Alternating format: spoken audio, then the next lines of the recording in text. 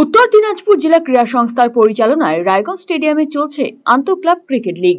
এবারে লিগে দুটি ডিভিশনে অংশ নিয়েছে 23টি দল।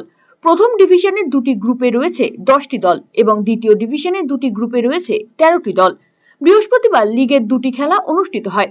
প্রথম খেলায় পরস্পরের বিরুদ্ধে মাঠে নামে দ্বিতীয় ডিভিশন গ্রুপ বির দুই দল, রূপাহার যুব সংঘ এবং রায়গঞ্জ অজয় সংঘ। টসে জিতে প্রথমে বোলিং করার সিদ্ধান্ত নেয় রূপাহার যুব সংঘ। প্রথমে ব্যাট করে নির্ধারিত 18 ওভারে 6 উইকেট হারিয়ে 156 রান তোলে রায়গঞ্জ অজয় সংঘ। নীলাঞ্জন দত্ত 38 বলে 40 রান, সুরজিৎ পাল 24 বলে 36 রান, রূপাহার যুব সংঘের বোলার অরিজিৎ সেন 4 ওভারে বল করে 29 রান দিয়ে 2 উইকেট দখল করে। জবাবে ব্যাট করতে নেমে 17.3 ওভারে সব কয়টি উইকেট হারিয়ে 94 রানে শেষ হয়ে যায় রূপাহার যুব সংঘের ইনিংস। দলের ব্যাটসম্যান শাহিদ আলী 20 বলে অপরাজিত 22 রান এবং রতন সাহা 25 বলে 22 রান করে।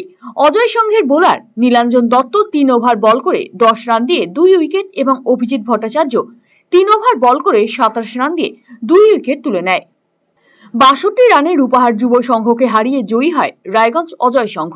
ম্যান অফ দ্য ম্যাচের শিরোপা পায় অজয় সংঘের নীলাঞ্জন দত্ত।